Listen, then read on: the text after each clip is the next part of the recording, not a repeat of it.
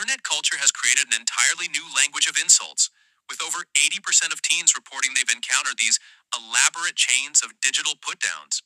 Today, we're exploring how these modern verbal weapons reflect our deepest societal anxieties. You know what's fascinating about that statistic? It shows how these aren't just random insults anymore. They've become the shared cultural experience. Well, let me break down what makes these chains so interesting. When we look at phrases like no bitches or no father, we're seeing these concentrated packets of social commentary that tap into really deep anxieties about belonging and family structure. The psychological impact must be enormous, especially considering recent studies showing that 67% of young adults already report feeling socially isolated. That's exactly right, and here's where it gets really interesting. The phrase doesn't touch grass emerged around 2020, and within just 18 months, it became one of the most widely used digital critiques, showing up in over 2 million social media posts.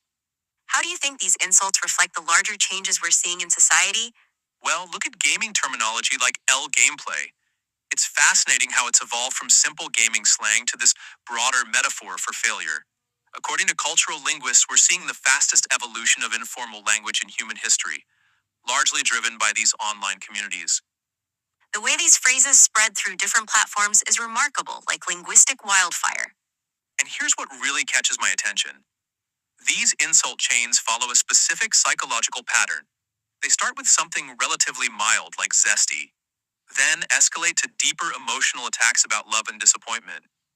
Studies show this progression makes them up to 40% more impactful than traditional insults. That structured approach to emotional damage is pretty chilling when you think about it. You know what's particularly interesting? Research shows that Gen Z is actually using these insult chains, ironically. About 65% of the time, it's become this meta commentary on internet culture itself. The layers of meaning just keep stacking up, don't they? Exactly. And social media researchers have identified that these insults often contain three distinct layers: the surface meaning, the cultural reference, and what they call the anxiety anchor, the deep societal fear it's tapping into. The way these digital interactions mirror our collective fears is quite profound. Speaking of collective fears, let me share something surprising. Usage of phrases like no love and disappointment in these chains has increased by 300% since 2019, correlating directly with reported increases in loneliness during the pandemic. That correlation between our digital language and real world emotional states is really telling. And here's what makes this evolution so fascinating. These insults are actually serving as a kind of social thermometer. When we track their usage patterns, we can see clear spikes correlating with major social events and cultural shifts. The data really shows how our online language adapts to reflect our offline realities. Looking ahead, linguistic experts predict we'll see even more complex layering of meaning in these insults. They're projecting that by 2025, the average online insult chain will contain references to at least five distinct cultural touchpoints. That's such an interesting glimpse into the future of digital communication.